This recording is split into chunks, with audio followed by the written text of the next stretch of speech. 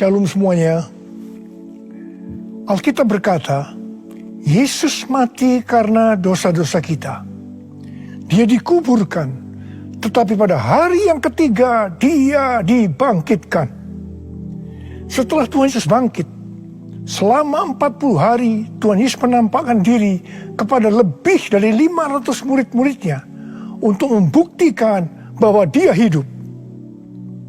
Setelah memberikan pesan terakhir, maka dengan disaksikan murid-muridnya, Tuhan Yesus terangkat ke sorga. Saya percaya kalau kita berada di sana waktu itu, kita pasti akan sama dengan murid-murid Tuhan Yesus yang melihat bahwa Tuhan Yesus bertambah tinggi. Ketika mereka melihat ke bawah, ternyata kaki Tuhan Yesus sudah tidak menyentuh tanah lagi. Perlahan tapi pasti, Tuhan Yesus terangkat ke sorga.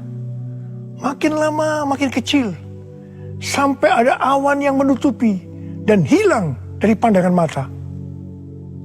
Sementara mereka terheran-heran melihat ke langit, maka ada 2 orang yang berpakaian putih di dekat mereka yang berkata, "Hai orang-orang Galilea, mengapakah kamu berdiri melihat ke langit? Yesus ini yang terangkat ke sorga meninggalkan kamu, akan datang kembali dengan cara yang sama seperti kamu melihat dia naik ke sorga."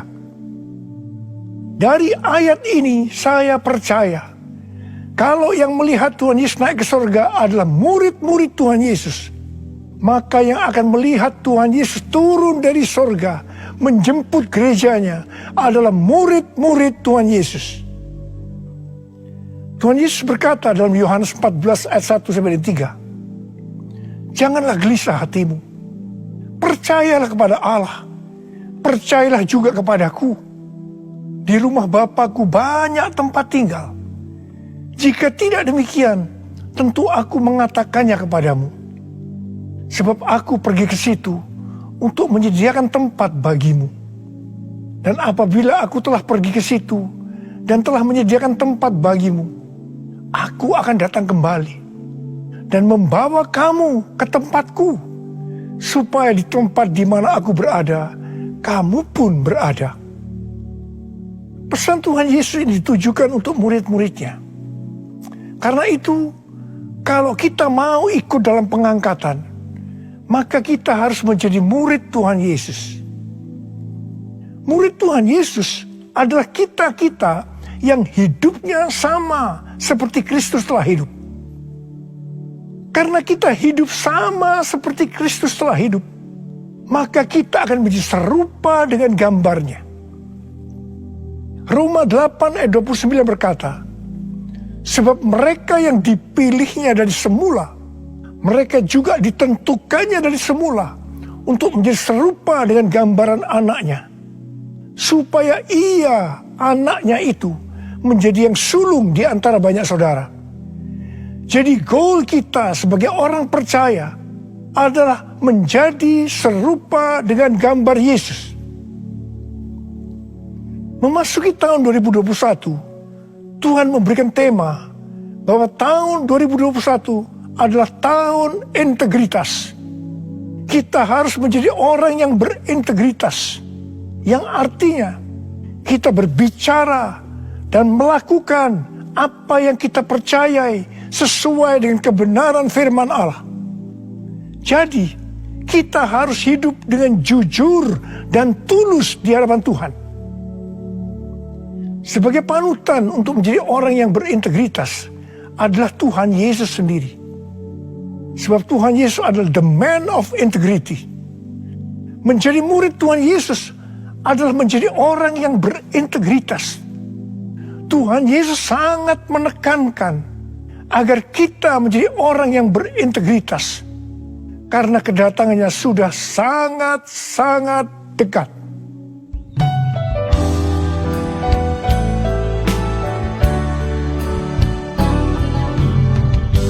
All my life you have been faithful, and all my life you have been so good. With every breath that I am able, I will sing the goodness of God. All my life you have been faithful, and all my life you have been so, so good. That every breath that I am able, I will sing of the goodness of God. I will sing of the goodness of God. I will sing of the goodness of God.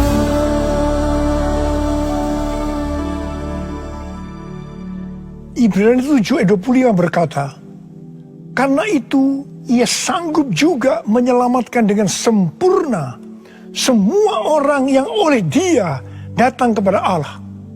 Sebab ia hidup senantiasa untuk menjadi pengantara mereka. Tuhan Yesus di sorga menjadi pengantara kita. Artinya, sebagai pendoa syafaat bagi kita, supaya kita selamat secara sempurna. Kalau kita berbicara tentang keselamatan, maka ada 3 hal yang harus diperhatikan. Yang pertama, keselamatan bisa hilang. Yang kedua, hampir-hampir tidak diselamatkan. Yang ketiga, selamat dengan sempurna. Orang yang sudah percaya bisa kehilangan keselamatan. Matius 7 ayat 21 sampai dengan 23 berkata, bukan setiap orang yang berseru kepadaku, Tuhan, Tuhan, akan masuk ke dalam kerajaan sorga, melainkan dia yang melakukan kehendak Bapakku yang di sorga. Pada hari terakhir, banyak orang akan berseru kepadaku, Tuhan, Tuhan, bukankah kami bernubuat demi namamu, dan mengusir setan demi namamu, dan mengadakan banyak mujizat demi namamu juga? Pada waktu itulah aku akan berterus terang kepada mereka, dan berkata, aku tidak pernah mengenal kamu, enyahlah daripadaku, kamu sekalian pembuat kejahatan. Ini merupakan peringatan bagi hamba-hamba Tuhan yang sedang dipakai oleh Tuhan, agar pelayanan yang diberikan oleh Tuhan itu semata-mata hanya untuk menyatakan kemuliaannya, bukan untuk kemuliaan diri sendiri, bukan untuk mencari keuntungan pribadi, bukan untuk popularitas, di mana ini semua bisa mengakibatkan hilangnya keselamatan. Contoh seorang murid yang kehilangan keselamatan adalah Yudas.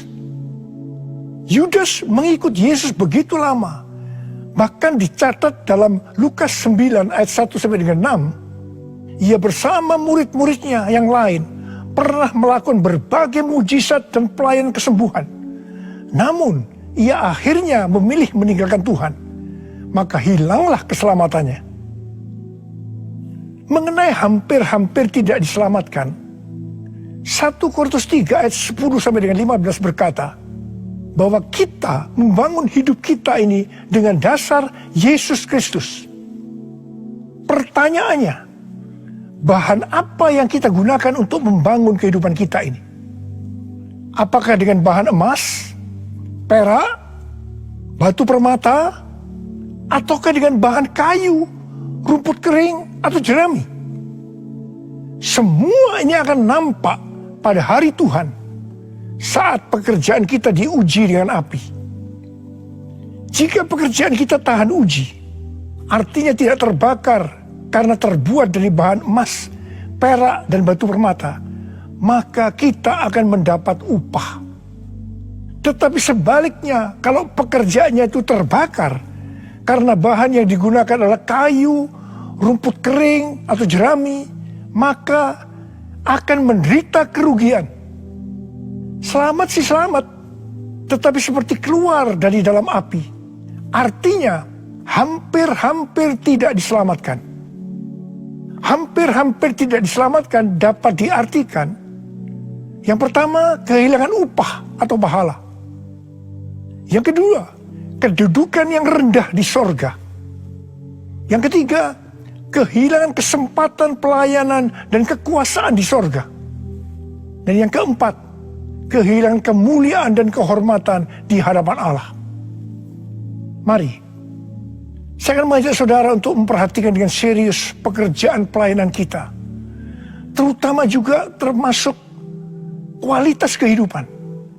Jangan menjadi orang Kristen yang acuh tak acuh, agar kita mendapatkan upah di sorga. Tuhan Yesus berada di sorga untuk mendoakan kita agar mendapat keselamatan yang sempurna. Bukan untuk kehilangan keselamatan, atau bukan hampir-hampir tidak diselamatkan. Supaya doa Tuhan Yesus ini terjadi, maka sesuai dengan 2 Petrus 1 ayat 5-11 dikatakan bahwa kita harus berusaha dengan sungguh-sungguh. Dengan sungguh-sungguh berusaha menambahkan kepada iman kita kebajikan. Artinya berbuat baik. Kemudian tambahkan lagi pengetahuan. Kemudian tambahkan lagi penguasaan diri. Tambahkan lagi ketekunan. Tambahkan lagi kesalehan, yang artinya hidup kudus. Tambahkan lagi kasih akan saudara-saudara seiman. Dan tambahkan lagi kasih akan semua orang. Kalau kita melakukan ini semua dengan sungguh-sungguh, maka kita akan lebih mengenal Tuhan Yesus Kristus. Dan kita tidak akan pernah tersandung. Dengan demikian, kita akan dikaruniakan hak penuh untuk memasuki kerajaan kekal, yaitu kerajaan Tuhan dan Juru Selamat kita, Yesus Kristus. Artinya, kita mendapatkan keselamatan yang sempurna. Haleluya! Oh, haleluya! Oh, haleluya! Haleluya! Haleluya! Oh, haleluya! Oh, haleluya! Haleluya! Haleluya! Pesan yang terakhir dari Tuhan Yesus untuk murid-muridnya terdapat dalam Kisah Para Rasul 1 ayat 8 yang berkata, "Tetapi kamu akan menerima kuasa kalau Roh Kudus turun ke atas kamu, dan kamu akan menjadi saksiku di Yerusalem dan di seluruh Yudea dan Samaria dan sampai ke ujung bumi." Setelah memberikan pesan yang terakhir itu, Tuhan Yesus naik ke sorga. Setelah itu apa yang dilakukan oleh murid-muridnya? Mereka pergi ke Yerusalem dan berkumpul di ruang atas atau kamar loteng. Mereka melakukan ini karena Tuhan Yesus yang menyuruh mereka agar tidak meninggalkan kota Yerusalem, karena mereka akan diperlengkapi dengan kekuasaan dari tempat tinggi. Tuhan Yesus berkata, sebab Yohanes membaptis dengan air, tetapi tidak lama lagi kamu akan dibaptis dengan Roh Kudus. Murid-murid yang berkumpul berjumlah sekitar 120 orang. Kisah Para Rasul 1 ayat 14 bagian A berkata, mereka semua bertekun dengan sehati dalam doa bersama-sama, yang artinya mereka berdoa, memuji dan menyembah Tuhan dalam unity siang dan malam. Ini adalah prinsip restorasi Pondok Daud. Ini adalah prinsip menara doa. Pada hari raya Pentakosta, jadi 10 hari setelah mereka berkumpul itu, tiba-tiba turunlah dari langit suatu bunyi seperti tiupan angin keras yang memenuhi seluruh rumah di mana mereka duduk. Mungkin seperti ini.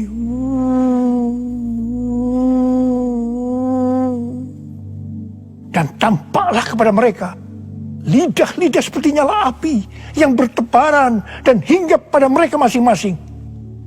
Maka penuhlah mereka dengan Roh Kudus. Lalu mereka mulai berkata-kata dalam bahasa-bahasa lain, seperti yang diberikan oleh Roh itu kepada mereka untuk mengatakannya. Itu adalah bahasa roh. Orang yang dibaptis dengan Roh Kudus atau dipenuhi Roh Kudus, tanda awalnya adalah berbahasa roh. Setelah itu murid-murid Tuhan Yesus dipakai secara luar biasa untuk melakukan amanat agung. Tanda dan mujizat menyertai pelayanan mereka. Peristiwa ini disebutkan sebagai Pentakosta yang pertama. Pentakosta yang pertama ini dahsyat.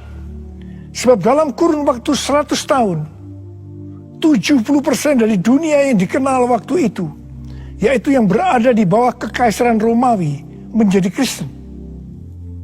Pertanyaannya, apakah amanat agung sudah selesai? Jawabannya, belum.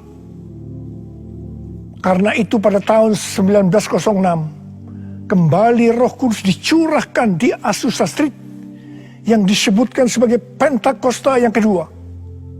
Ciri-ciri yang menonjol dalam Pentakosta yang kedua ini adalah penekanan dalam hal berbahasa roh dan pelayanan mujizat dan kesembuhan. Meskipun seluruh karunia roh juga dicurahkan dengan limpahnya.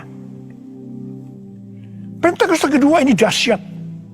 Sebab menurut Gordon Conwell Theological Seminary, bahwa 77,9% dari kekristenan yang ada pada saat ini dimulai dari awal abad ke-20.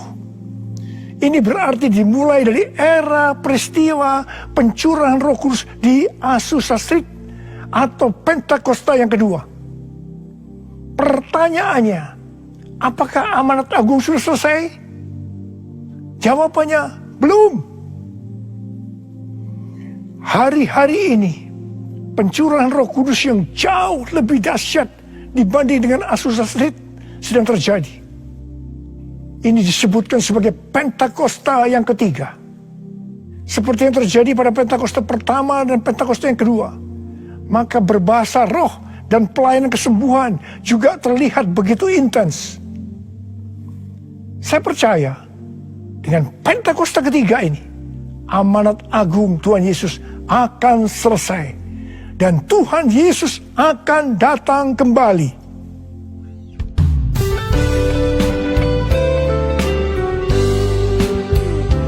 Curahkanlah kuasa-Mu Tuhan, mujizat terjadi di tempat ini. Curahkanlah kuasa-Mu Tuhan, mujizat terjadi sekarang ini. Curahkanlah kuasa-Mu Tuhan, mujizat terjadi di tempat ini.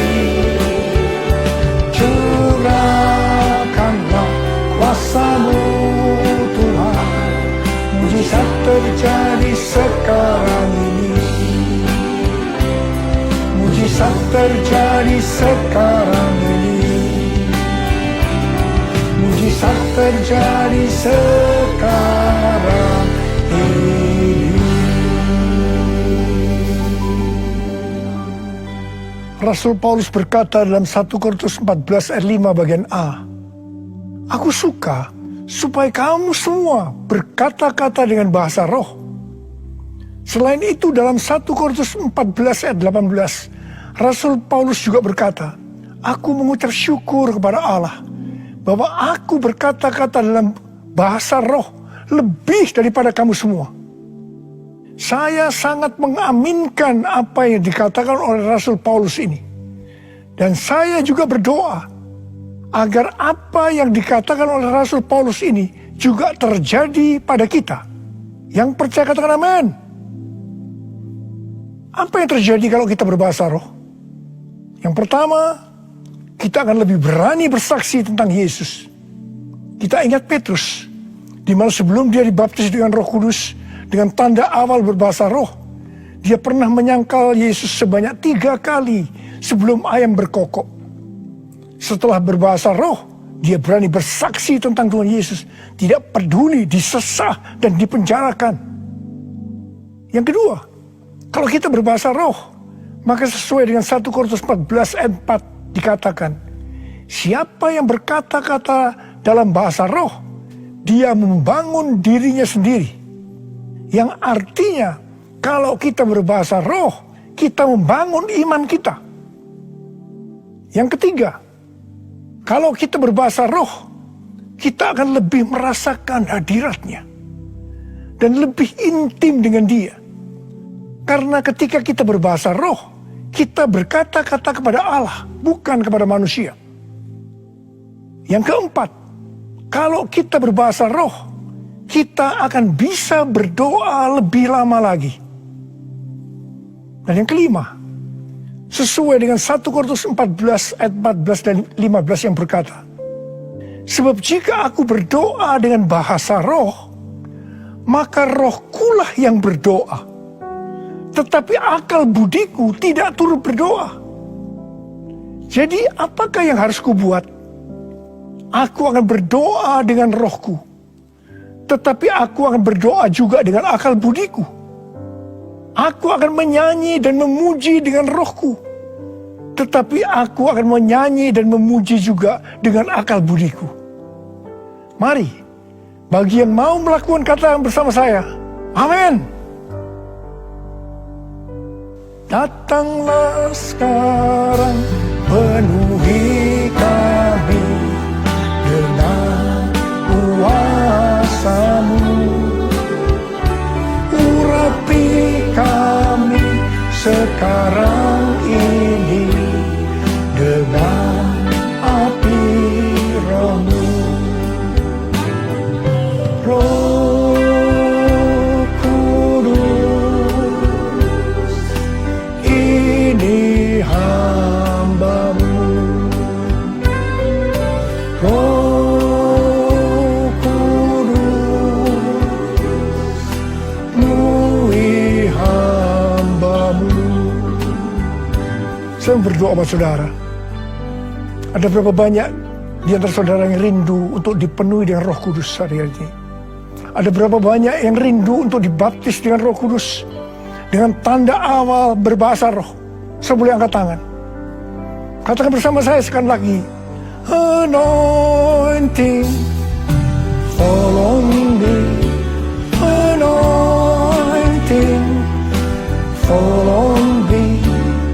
Let the power of the Holy Spirit fall on me. Anointing, fall on me. Angkat tangan saudara. Urabasyaralakana matakarabayara balabalabalaban. Curahkan Tuhan Roh-Mu Tuhan, curahkan Roh-Mu ya Tuhan. Penuhi kami semua dengan Roh-Mu ya Tuhan. Baptis anak-anak-Mu dengan Roh-Mu, dengan tanda awal berbahasa roh. Terima, terima, terima, terima, terima, terima, terima, terima, terima, terima. Ora la masyikara la bala bala bala bala bala. Ora la mulai berbahasa roh, mulai berbahasa roh. Saudara mulai dapat berbahasa roh, berbahasa roh, berbahasa roh. Ora la bala bala bala bala bala bala bala bala bala bala bala. Ora la bala bala bala bala bala bala bala bala bala bala bala. Oh, dia la bala bala bala bala bala bala bala bala bala bala bala bala bala bala. Ora la bala bala bala bala bala bala bala bala.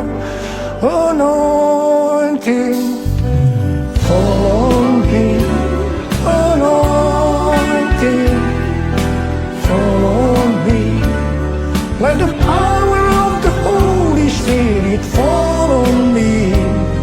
Anointing, fall on me. Oh, terima kasih Tuhan. Terima kasih ya Tuhan, terima kasih ya Tuhan, terima kasih, terima kasih. Oh, terima kasih ya Tuhan, terima kasih ya Tuhan. Oh, terima kasih, terima kasih. Oh, terima kasih. Oh, raba-raba-raba, terima kasih Abah. Terima kasih Abah. Engkau sudah memenuhi anak-anak-Mu dengan Roh-Mu. Engkau membaptis mereka dengan Roh Kudus. Mereka dengan tanda awal berbahasa roh. Oh ya Tuhan, terima kasih buat kebaikan Tuhan. Terima kasih, terima kasih.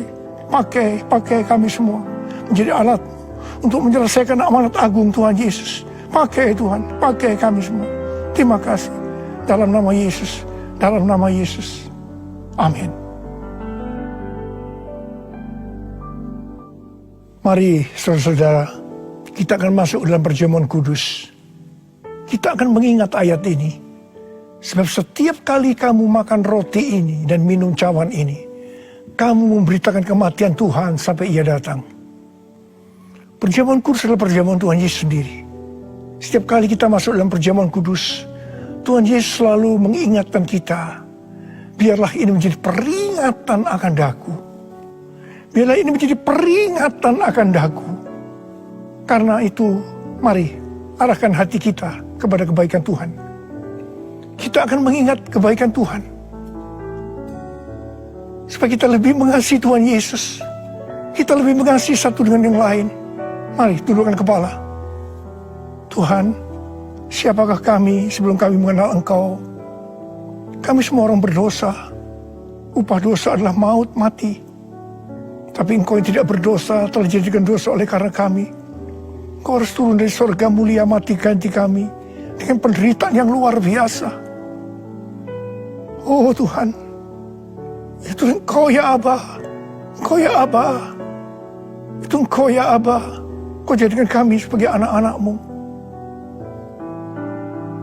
Engkau tuntun kami, Engkau bela, Engkau berkati, Engkau lindungi kami. Engkau tegur juga kalau kami salah.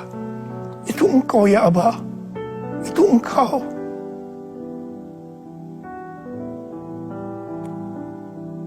Tuhan akan memberkati saudara dan saya melalui perjamuan kudus ini. Tapi Tuhan mau kita makan dan minum dengan cara yang benar. Karena itu masing-masing sekarang berdoa. Introspeksi. Lihat keadaan diri masing-masing. Jangan menyimpan dosa. Kalau ada dosa yang selama ini belum diselesaikan, mari sebelum kita masuk makan dan minum perjamuan kudus, minta ampun. Minta ampun. Minta ampun.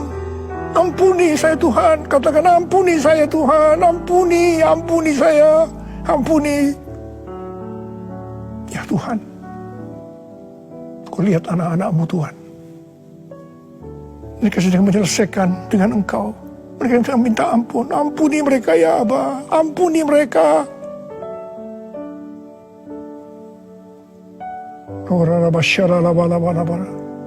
Mari sekarang kita masuk dalam perjamuan kudus dengan hati yang penuh ucapan syukur.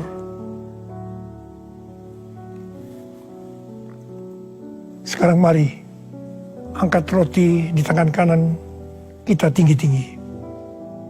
Sebab apa yang telah kuteruskan kepadamu telah aku terima dari Tuhan. Yaitu bahwa Tuhan Yesus pada malam waktu Ia diserahkan mengambil roti. Dan sesudah itu Ia mengucap syukur atasnya. Ia memecah-mecahkan dan berkata, inilah tubuhku yang diserahkan bagi kamu. Perbuatlah ini menjadi peringatan akan aku. Sudah dikasih Tuhan, bukankah roti yang kita pecah-pecahkan ini adalah persekutuan kita dengan tubuh Kristus? Mari kita makan dalam nama Yesus.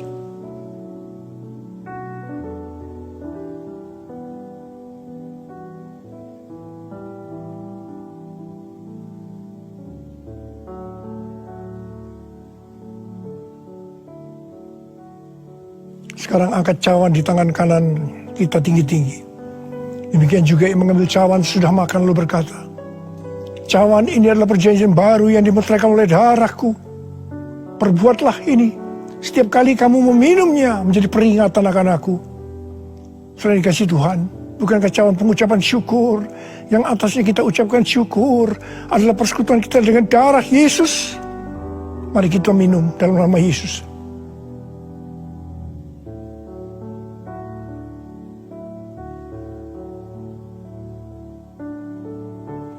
Sekarang mari angkat tangan kita di hadapan Tuhan. Ucapkan syukur.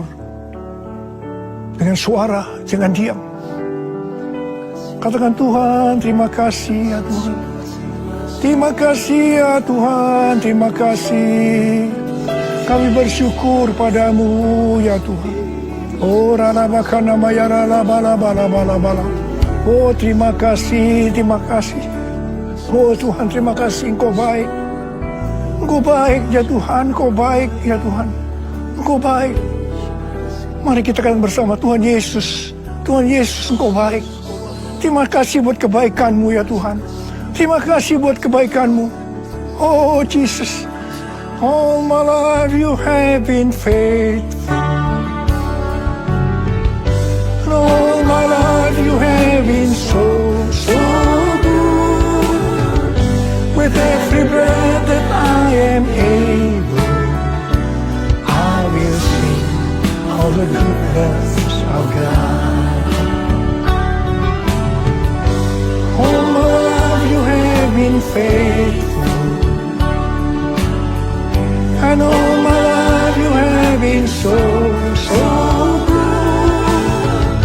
With every breath that I am able, I will sing of the goodness of God. I will sing of the goodness of God. I will sing of the goodness of God.